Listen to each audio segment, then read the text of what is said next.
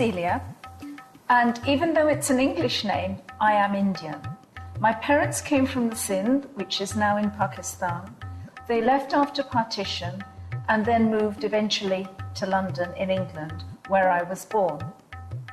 I have an older sister, so I am the second child. And when my mother was expecting me, she already had one daughter, so she desperately wanted a son. I think every family wants a son, but she was blessed by a second daughter. And when I was born, even though she never said it, I knew she was disappointed.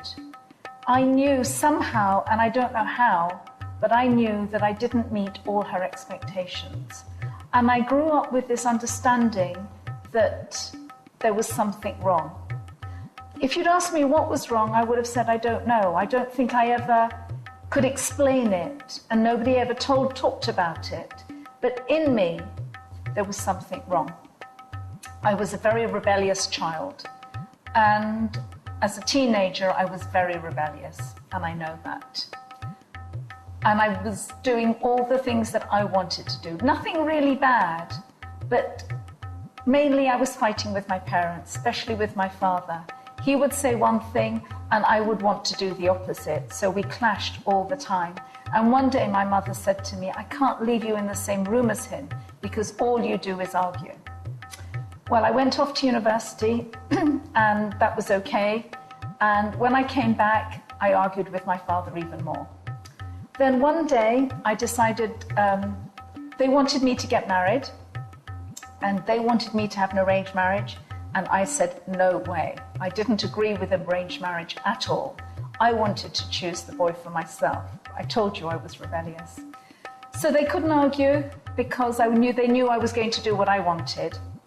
And I met this boy, and we liked each other very much, and so we decided we wanted to get married. There was just one problem. I was from a Hindu family, and he was not a Hindu. My parents weren't happy. His parents also were not happy. But what could they do? I think they decided that youngsters today make their own minds, and there's nothing you can say. So eventually my parents said, okay, we will support you as you get married. But really, they weren't happy. But his family were different. They said no. And they kept saying no. So he had a choice. He had to choose between his family or me. And his family were making it very difficult for him. And in the end, his decision was he chose his family, which left me completely devastated. As part of getting married and through the engagement period, I had given up my flat. I was renting a flat, and I gave up the rent to coincide with my wedding, and then I didn't get married. So I ended up with nowhere to live. I had a fairly new job, and my supervisor had suggested when I started this job that I use my married name as part of my work, because I was on the phone all the time. And she said it would help with my clients so that I wouldn't have to change my name after a few months because I was getting married. And then I didn't get married. So that meant if I went back to work, I would have to go back and explain to all my clients that now I was changing my name because I hadn't got married. And I couldn't face that. I'd also already changed my passport because I was getting married, and then I didn't get married. And also my friends were his friends because we'd known each other for some time. And my best friend was married to his best friend. So that meant all my friends had to make a choice too, him or me. So with all these problems, I went into a depression, and I found life very, very difficult. My parents and my sister were there for the wedding, or the wedding that didn't take place, and they stepped in to help, and parents were just wonderful. In fact, in the car coming back from the registry office, my father put his arm on my shoulder, and he said, Celia, we're in this together. And remember, he wasn't happy with his wedding, and I had fought with him for so many years, but still he said, we're in this together, and I really appreciate him for saying that. So my parents and my sister decided between them that the best thing for me was to go to Switzerland where my sister lived, stay with them for some time while I sorted out what I was going to do. Because in London, I had no job, I had no flat, I had no friends. So I went off to Switzerland. My sister had 3 young children, and I was going to help with them and help look after them and just keep busy. And hopefully my parents felt that if I kept busy, then that would help my mind clear and I would make some decisions. So off I went to Switzerland, and my sister was given strict instructions, do not convert her. Because my sister and her husband, they went to church. They were believers in the Lord Jesus. So with those instructions, off we went to Switzerland.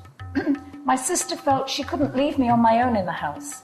She didn't know what I was going to do because I was so depressed. I didn't want to talk about life. I didn't want to make any decisions. I just existed. I think I just did what needed to be done, but didn't actually think about anything.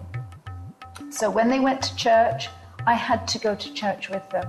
When she went shopping, I had to go with her. Whatever she did, I had to go because she didn't want to leave me on my own.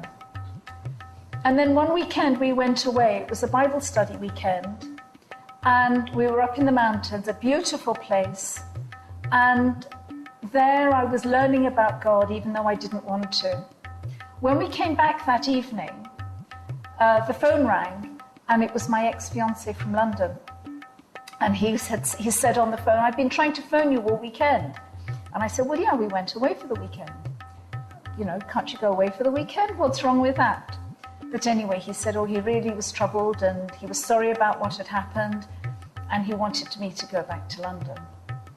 But he couldn't explain to me how he was going to sort it with his parents. He said it hadn't been sorted yet, but not to worry, if I went back, he would sort it with his parents.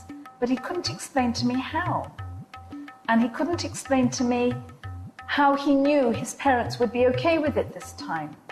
And really, in my heart, I wasn't convinced. So I told him that I couldn't go back with these promises when he'd broken his promise before and he'd let me down. So that's how the phone conversation ended, that I was in Switzerland and he was in London. And he couldn't understand why I wasn't willing to go back and trust him. But I didn't trust him, and that was the problem. When I went back to the living room after taking this phone call, my brother-in-law talked to me and he said, how do you feel? And I said, I just feel completely devastated. I don't know who to trust. I don't know if I can trust